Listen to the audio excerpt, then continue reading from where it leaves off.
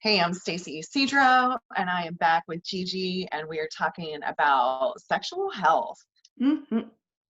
Yay. And so we've done a couple of these videos, and we've acknowledged that things are uncomfortable until they're not anymore.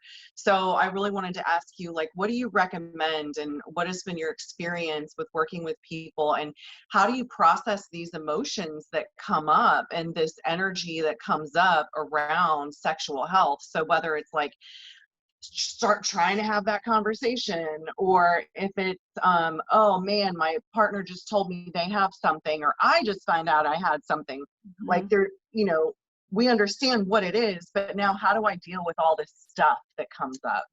Yeah, it's a big one. Um, I call these emotional STDs. It's the shame, trauma, and drama around around any like sexual issue. Um, I said in the last ones, like the first thing is just to center yourself and breathe to come back. Like I think that when we get into the space of like, holy fuck, what just happened, we can go out of control with all the things, shame, blame, fear. um so many of the people I work with feel like literally they say to me, my life is over, I'm never going to have sex again, I'm never going to find love again. And the truth is that's just not true. It's not true. And your mind can have its way with you to make you believe that it is.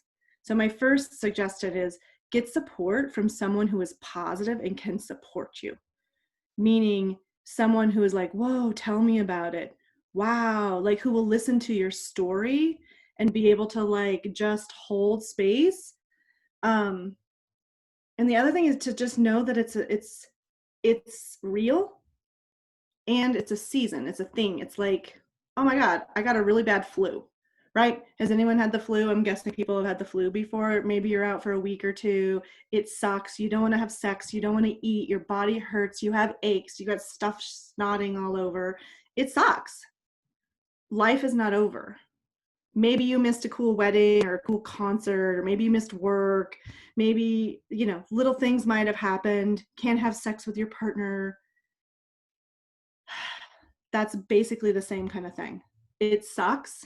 And go to bed, take care of yourself, drink lots of water, get support, and then you come out on the other side.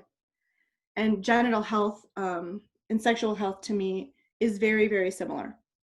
It's, wow, this sucks. What do I need to do to get resourced? How do I take care of myself? And how do I get these emotions, little monsters in my head, to just like tame down?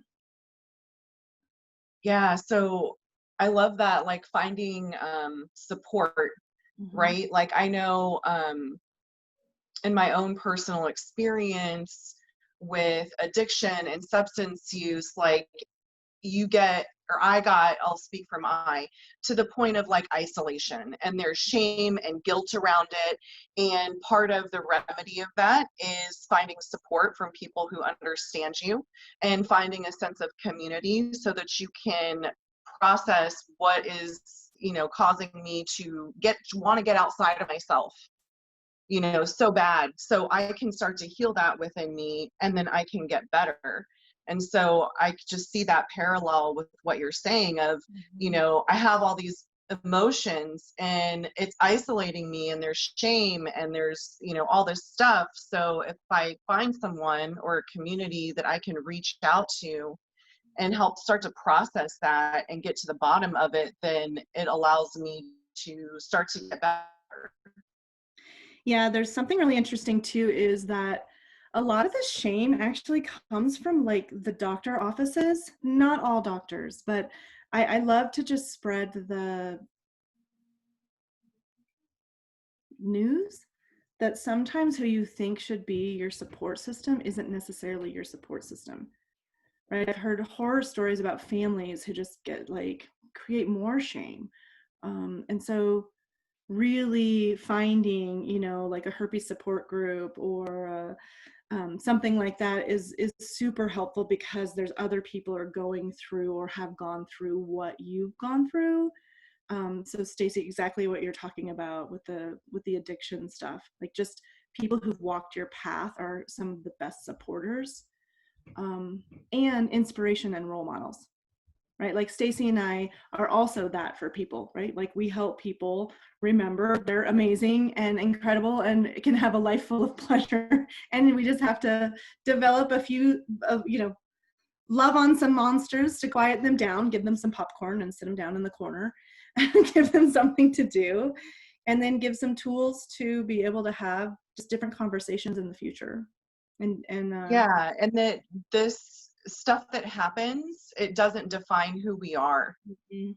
And if we are really caught up in a label, it's like we're carrying around everything that one word has with it. It's this label, and it means, whatever we give meaning is so much, and it's so heavy. But when we just get down to like, what it actually is, and not this big label, like these labels don't have to define us, and an experience doesn't have to define us. It's definitely like part of our story, but it doesn't have to dictate the rest of our lives.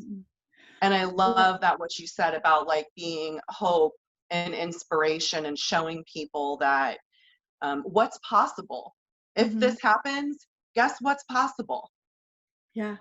Yeah. I mean, I always like to say I'm queer, I'm curvy, and I have herpes, and I have immense amounts of pleasure in my life. Like, and I want that for you. I want that for everyone. And on just a different twist, like a different viewpoint of Stacie saying this doesn't have to define you. And sometimes I like to say it does define you into becoming more into the wholeness of who you are, because you have potentially different boundaries. You get to like dive into, well, why did I potentially sleep with 10 people and not have the conversation? Was that in my highest good? Was it fun? Did I appreciate that? Did I have, there's nothing wrong with that, by the way.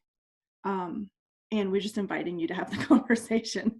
So no shaming there. It's just, I feel like when this happens, when someone gets something going on with their genitals, it's an opportunity for the body to say, hey, pay attention to me.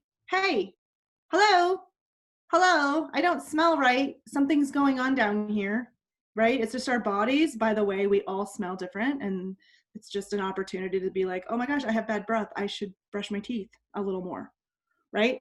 Or I should floss a little more because my gums are bleeding a lot or something. Like, we pay attention to different parts of our body if something is going on. My knee hurts. Wow, I wonder what I did. Same thing. Wow, my vagina feels a little off. I wonder what's going on. I think I'm going to pay attention. Yeah. Yeah, I love that. Yeah, it's getting familiar with your body and not shaming any part of it. If It's we can address something in our teeth or on our, like you said, our knee, then why can't we address and love and celebrate like our genitals and our sexual health? Yeah, it's an idea of acceptance. Like, I feel like one of the biggest things is full on acceptance of all that is. So we have to accept that society has a lot of stigma and shame around it. We have to accept and own, like, oh, I have herpes. This is a part of who I am. I'm amazing. I'm not broken. I'm delightful. I love sex. I love pleasure. And I am worthy of having that. And owning that. That's the sexual value piece of sovereignty, of owning every aspect of who you are. And sexual health and the dynamics of that are a big piece of that. I love that. And so for people to be able to start to have some community around this, if they don't know anywhere else to go, we're going to put the link to your Facebook group as well.